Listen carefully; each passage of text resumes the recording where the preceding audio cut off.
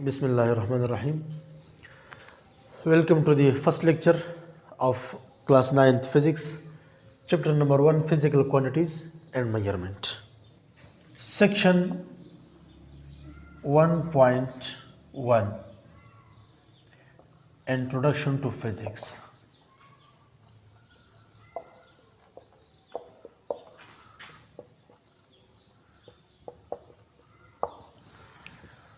जिस तरह मैंने पहली वीडियो में जिक्र किया था कि साइंस 3 ब्रांचेस में डिवाइड हो गया है, बायोलॉजी, केमिस्ट्री और फिज़िक्स। इंट्रोडक्शन टू फिज़िक्स में जाने से पहले मैं चंद बातें ज़रूरी समझता हूँ, जिसमें सबसे पहली चीज़ है साइंस। What is science? इसकी बहुत सारी डिफिनीशन हो चुकी है कि साइंस क्या है। कोई कहता है स्टडी ऑफ नेचुरल सिस्टम, कोई कहता है the knowledge which is obtained by observation and confirmed by experiment। मेरे ख्याल से साइंस जो है ये प्री एग्जिस्टेड नॉलेज है। It is pre existed knowledge explored by human being. ज़रूरत के साथ साथ इंसान ने इस तक रसाई हासिल की है। फॉर एग्ज़ाम्पल, मैं आप लोगों को इंतहाई आसान अल्फाज में समझाता हूँ। वाटर साइकिल आप लोगों को पता होगा। What is water cycle? समंदर की सरफेस से इवापोरेशन हो जाती है, वो ऊपर जाकर क्लाउड्स बनाती है। क्लाउड्स कूल होकर बारिश बरसाती है। This is evaporation. This is condensation and this is raining।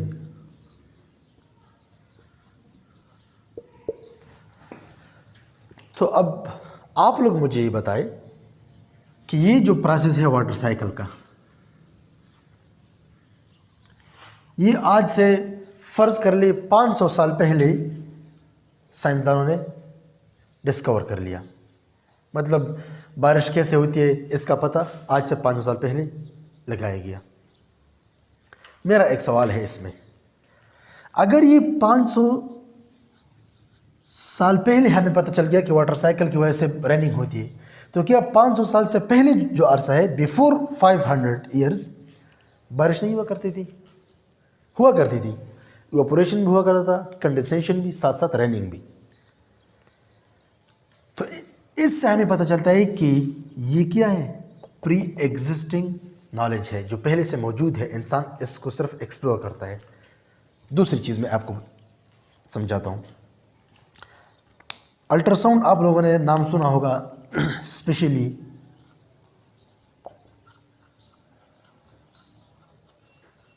Medical diagnostic technique है अल्ट्रासाउंड। ये एक टेक्निक है जिसके ज़रिए हम एब्डोमेन के अंदर जो डिजीज़ होती है, जो डिसफंक्शन होती है, मेलफंक्शन होती है, वो हम मालूम कर सकते हैं। फॉर एग्ज़ाम्पल पेट में है या किडनीज़ में है, लंग्स में है, जहाँ पर भी है, हम अल्ट्रासाउंड के ज़रिए ये मालूम कर सकते हैं।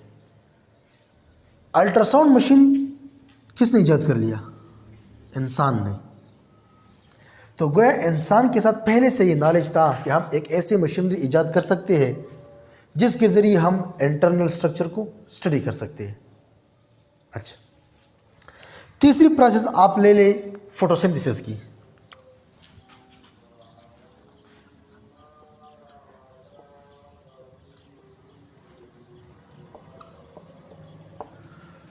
फोटोसिंथेसिस वो प्रोसेस है जिसके ज़रिए पौधे अपनी खुराक बनाते हैं।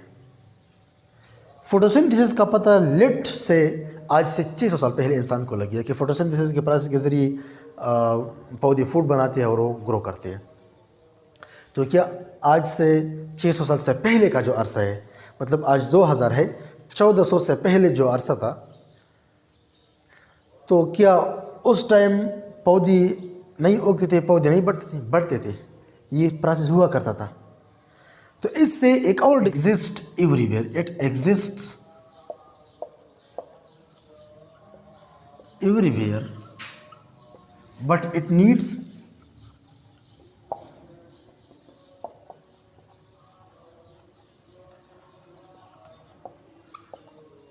ऑब्जर्वर। इसको ऑब्जर्वर की ज़रूरत है। F = ma की जो लॉ है,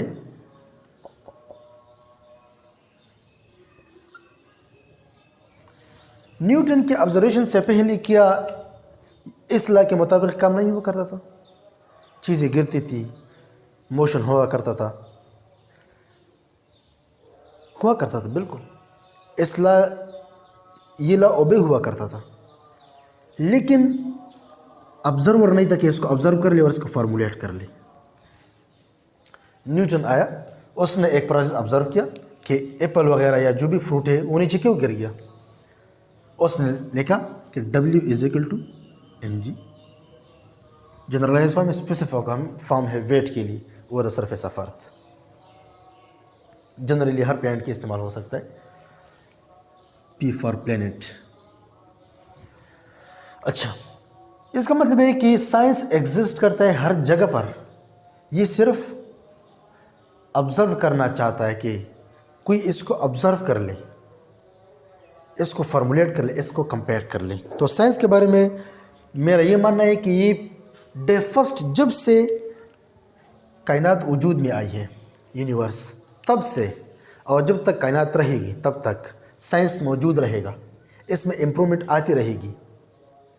इम्प्रूवमेंट कैसे आती रहेगी? जब एक कीन ऑब्जर्वर यूनिवर्स को मिली और इसको स्टडी कर ले, इसको एक्सप्लेन कर सके और इसको फॉर्मुलेट कर सके। मैं फिज़िक्स अगर मैं सिंपल अल्फाज में एक्सप्लेन करना चाहूँ तो ये दो चीज़ों की स्टडी है, मैटर प्लस एनर्जी। अच्छा, वैसे उर्दू में फिज़िकल एग्जिस्ट करना, किसी चीज़ का वजूद हो, कोई चीज़ मौजूद हो एक जगह पर, इसको हम फिज़िकल कहते हैं। अच्छा, आप मुझे कायनात में कोई चीज़ ऐसी बता दे जो मैटर और एनर्जी से बाहर हो, जिसको हम डिस्कस करते हैं यहाँ पर फेस में, और वो मैटर और एनर्जी से बाहर हो। हाँ, sadness, happiness, these are the topics of metaphysics. है मेटाफिजिक्स भी है जिसको हम स्टडी नहीं कर सकते। फॉर एग्जाम्पल सोल, जो हमारी रूह है, जिन, all these things we can not study through physics. लेकिन अगर हम जो चीज़ें ऑब्जर्व कर सकते हैं डेली लाइफ में, तो इनमें से वो चीज़ या तो मैटर होगी या एनर्जी होगी। अब मैटर क्या है? मैटर हर वो चीज़ जिसका मास हो, जो हम अगर फिजिकल बैलेंस पर रखें या कोई डिटेक्टर लगा ले मास डिटेक्ट करने के लिए, तो उसमें इसकी मास डिटेक्ट हो, प्लस ऑक्युपाइज स्पेस, और इसको फिजिकली रहने के लिए जगह भी दरकार हो। ऐसा नहीं है कि वो बस जगह नहीं मांगता, मास है जगह नहीं है, जितना मास ज़्यादा उतना स्पेस ज़्यादा वो घेरता है। अमूमन जो हम बात करते हैं, वो डेंसिटी की बात भी अलग आ जाती है, वो एक अलग सा टॉपिक है। लेकिन जनरली हम बात करते हैं कि अगर मास ज़्यादा हो गया तो साथ साथ वो जगह भी घेरती है। ऐसा नहीं है कि एक चीज़ की मास है वो जगह गिरती है, या एक चीज़ जगह गिरती है उसका मास नहीं है। ये दोनों एक दूसरे के लिए, वो हम उर्दू में कहते हैं लाजिम व मलजूम है। अगर ये है तो ये ज़रूरी होगी, अगर ये नहीं है तो ये नहीं होगी। मास क्या है? जो भी चीज़ पैदा होती है फिजिकली वो मौजूद होता है, तो उसकी प्रॉपर्टी है मास। ये इसकी इंट्रिंसिक प्रॉपर्टी है, बाय बर्थ प्रॉपर्टी है इसकी। दिस इज कॉल्ड इंट्रिंसिक और बाय बर्थ प्रॉपर्टी।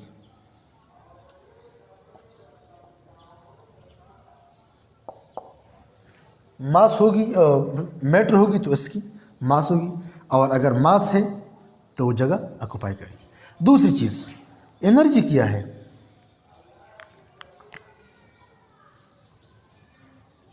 एनर्जी इसी मैटर की ही प्रॉपर्टी है। This is the property of matter to facilitate us, हमको आसानी दे, हमारे लिए काम करे, हमारे लिए क्या करे, काम कर ले।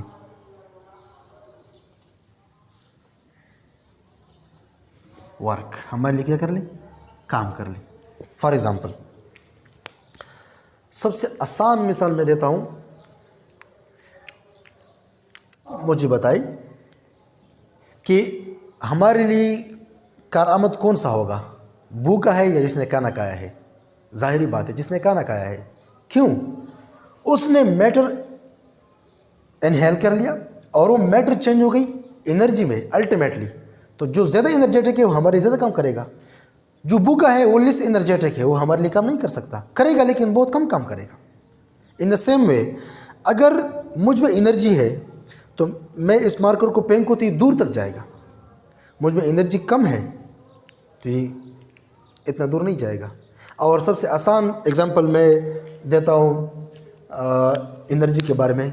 जो फास्ट बॉलर्स होते हैं क्रिकेट में जो फास्ट बॉलर्स होते हैं उसका एग्जांपल देता हूँ। जितना एक क्रिकेटर स्मार्ट है, फिट है, जितनी इसकी एनर्जी ज़्यादा है उतनी उसकी स्पीड ज़्यादा होती है। आप शाहिद अफरीदी को देख ले, वो स्पिन बॉलिंग में तकरीबन 130-135 तक टच करता था स्पीड स्पिन बॉलिंग में, because he is more energetic. अब शोएब अख्तर को देख ले, वो सबसे ज़्यादा एनर्जेटिक था, अब तक उसकी आलमी रिकॉर्ड बरकरार है। और फॉर योर इंफॉर्मेशन, उसने 161.4 माइल्स पर आवर से गेंद कराई थी अगेंस्ट न्यूजीलैंड, आप देख सकते हैं। अच्छा, अब इसका मतलब ये है कि इन शोएब अख्तर और ब्रेट ली ये एनर्जेटिक है बाकी तमाम फास्ट बॉलर से, क्योंकि इनका रिकॉर्ड अब तक कोई नहीं तोड़ सका। फर्स्ट नंबर पर शोएब अख्तर है, दूसरे नंबर पर ब्रेट ली है। अच्छा, तो एनर्जी की समझ आ गई। जिसके साथ एनर्जी ज़्यादा है तो वो हमारे लिए काम ज़्यादा कर सकता है, बस ये इसकी पहचान है। जो चीज़ हमारे लिए ज़्यादा काम करी मतलब उसके साथ एनर्जी ज़्यादा है, जो चीज़ हमारे लिए कम काम करी तो उसके साथ एनर्जी कम है। या दूसरे अल्फाज में, अगर किसी के साथ ज़्यादा एनर्जी है वो हमारे लिए ज़्यादा काम कर सकता है, और जिसके साथ कम एनर्जी है वो हमारे लिए कम काम करेगा। Range of the study of physics, याद रखें, फिजिक्स एटॉमिक या सब एटॉमिक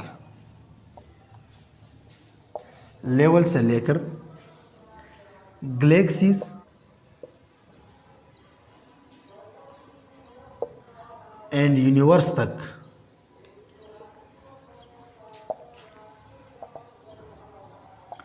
सब कुछ ये स्टडी करता है। एटॉमिक सब एटॉमिक में आते हैं इलेक्ट्रॉन, प्रोटॉन, न्यूट्रॉन और उसके जो सब पार्टिकल्स है वो आते हैं। गैलेक्सीज, ये एटम्स मिलकर मॉलिक्यूल्स बनते हैं, मॉलिक्यूल्स मिलकर कंपाउंड मिक्सचर, इससे इंसान की लेवल की जो लाइफ है वो बनती है। आगे जाकर प्लेनेटरी लाइफ बनती है, प्लैनेट्स मिलकर एक प्लेनेटरी सिस्टम बनाते हैं, प्लेनेटरी सिस्टम मिलकर एक क्लस्टर बनाते हैं, क्लस्टर मिलकर एक सुपर क्लस्टर, और सुपर क्लस्टर से आगे जाकर फिर हमारे पास यूनिवर्स बनता है। ये इसकी रेंज है। तो मतलब ये कि जो फिजिकली एग्जिस्ट करता है पूरी कायनात में वो फिजिक्स की रेंज से बाहर नहीं है। अच्छा, आप इससे अंदाज़ा लगा लें कि अगर एटॉमिक और सब एटॉमिक से लेकर गैलेक्सीज तक या सारी यूनिवर्स तक ये सब कुछ कवर करता है, तो जाहिर बात है इतनी इसकी इम्पोर्टेंस भी ज़्यादा होगी, इतनी इसके लिए स्टडी भी ज़्यादा करनी पड़ेगी। बिकॉज एक चीज़ आपको ज़्यादा फैसिलिटेट करता है तो आपने इसको ज़्यादा टाइम देना है। फिजिक्स ये बहुत ज़्यादा वास्ट फील्ड है, तो इसको हमने कम्पैक्ट फॉर्म में लाना है। किस फॉर्म में? Compact. Newton first law, Newton second law, Newton third law, बहुत बड़े बड़े स्टेटमेंट है, बहुत बड़ी बड़ी थ्योरीज है। इसको एक स्टेटमेंट में, या मैं अगर कहूँ एक लफ्ज़ में लेके, न्यूटन फर्स्ट लॉ अगर, या एक स्टेटमेंट में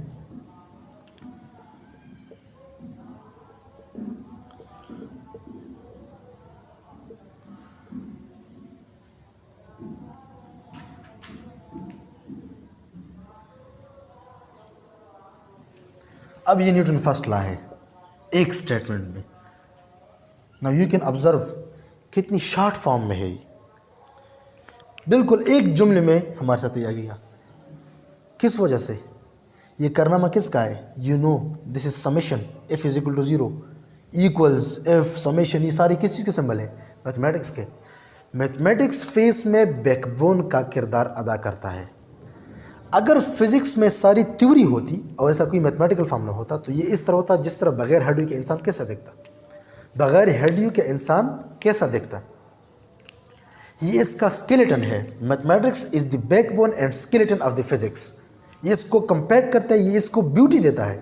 अब अगर मैं ये जुमला लिखूँ किस जगह पर चपकाऊँ और वहाँ से कोई फिजिस्ट का गुजर हो सके तो फ़ौरन समझेगा this is written by some physicist, this is the statement of physics.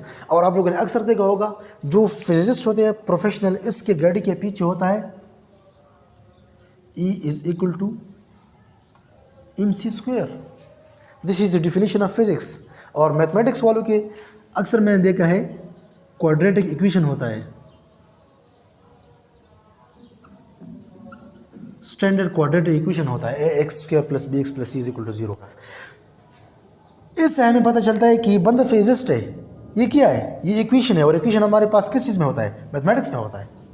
तो मैथमेटिक्स ने इसमें एक रूह डाली है फेस में, इसमें एक जान डाली है, इसमें एक ब्यूटी डाली है, इसको सपोर्ट फराहम किया है। अगर मैथ्स ना होता फेस के अंदर तो फेस मेरे ख्याल से बहुत बोरिंग होता, बहुत डिफ़िकल्ट और टफ होता, लेंथी होता। डेफिनेशन की तरफ, it is the study of matter plus energy plus mutual relationship. अब इसको समझाता हूँ। लेट सपोज आपके पास मास है m और एनर्जी है E। मैटर और एनर्जी को समझ आ गई। अब म्यूचुअल रिलेशनशिप को देखिए। म्यूचुअल रिलेशनशिप का मतलब ये है कि हम मास को कन्वर्ट कर सकते हैं एनर्जी में। ये इसका एग्जांपल इंतहाई आसान है। आप एक गैस सिलेंडर लेते हैं, वो मैटर है गैस, उस पर आप चीज़ें पकाते हैं, वो हीट एनर्जी पैदा करते हैं, थोड़ी बहुत लाइट एनर्जी भी पैदा करती है। और साथ साथ होता है ये एनर्जी को मास में कन्वर्ट करना। ये मैं ग्रीन लिख रहा हूँ, इसके साथ ये एक इंडिकेटर है, फोटोसिंथेसिस प्रोसेस।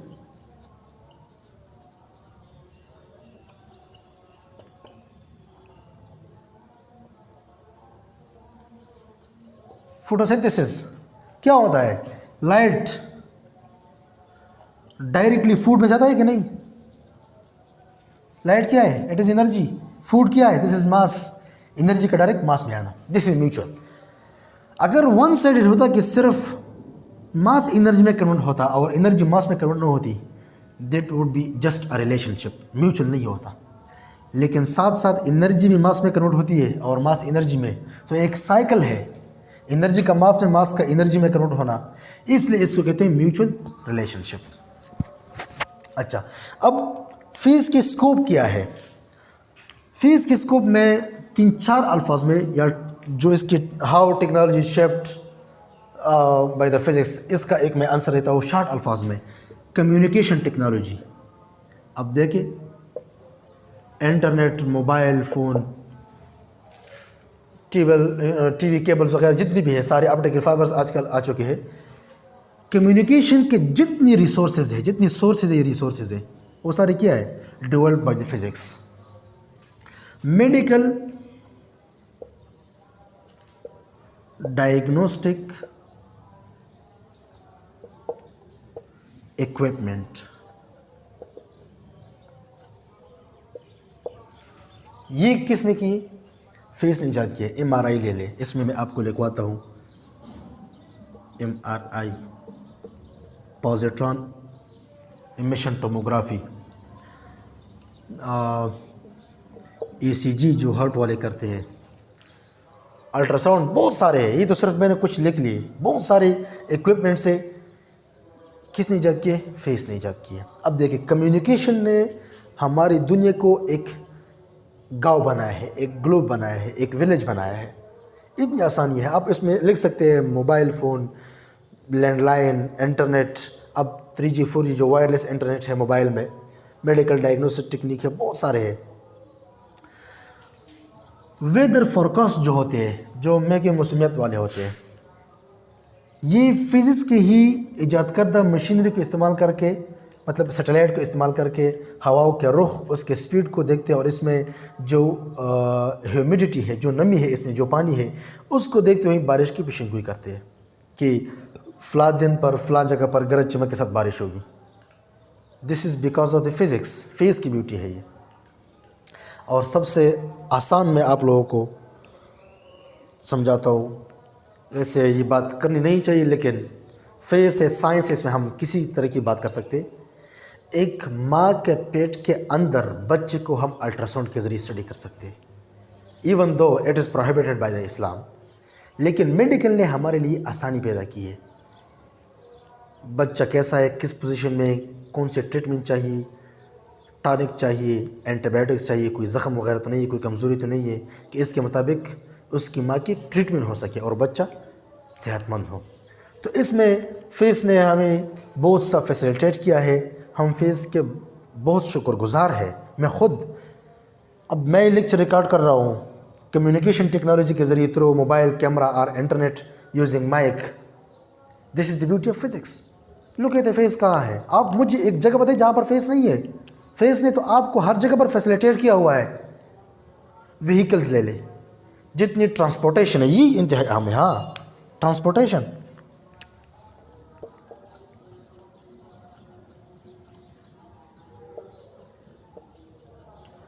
ये इंतहा में चंद घंटों में आप एक मुल्क से, एक टाइम जोन से दूसरे टाइम जोन या दूसरे मुल्क में जाते हैं। टाइम जेट से आप 48 आवर्स में पर निकलते हैं। अगर आप यूएसए से पाकिस्तान आते हैं तो 48 आवर्स आपको लगते हैं टाइम जेट से निकलने के लिए। वहाँ पर टाइम जोन एक है, यहाँ पर टाइम जोन दूसरा है। जो ग्रीनिच मीन टाइम है, GMT, प्लस माइनस की फ़र्क से पाकिस्तान में कुछ और है, यूएसए में कुछ और है। तो चंद ही घंटों में आप एक टाइम जोन से निकल दूसरे टाइम जोन में दाखिल होते हैं, because of the face, beauty of physics. Face ने आपको फैसिलिटेट किया हुआ है। तो ये था थोड़ा सा इंट्रोडक्शन टू फिज़िक्स। बाकी और भी बातें होंगी। एक इक्वेशन है आइंस्टाइन की, E = mc²। इसको हम फेज़ को हम इस तरह ले सकते हैं, E = mc², the study of matter, energy and there mutual relationship. इसको हम E = mc² के फॉर्म में लिख सकते हैं। इसके बारे में कुछ मिसकंसेप्शन है, आप सिर्फ इतना याद कर ली कि इस स्टेटमेंट को हम इस तरह लिख सकते हैं, matter plus energy plus mutual relationship, E = mc² हम इस तरह लिख सकते हैं। इसके बारे में जो मिसकंसेप्शन है, इंशाल्लाह मैं वो छोटे सी 4-5 या 10 मिनट की वीडियो में एक्सप्लेन करके अपलोड करूँगा। तब तक के लिए इजाज़त चाहिए। अल्लाह हाफ़िज़।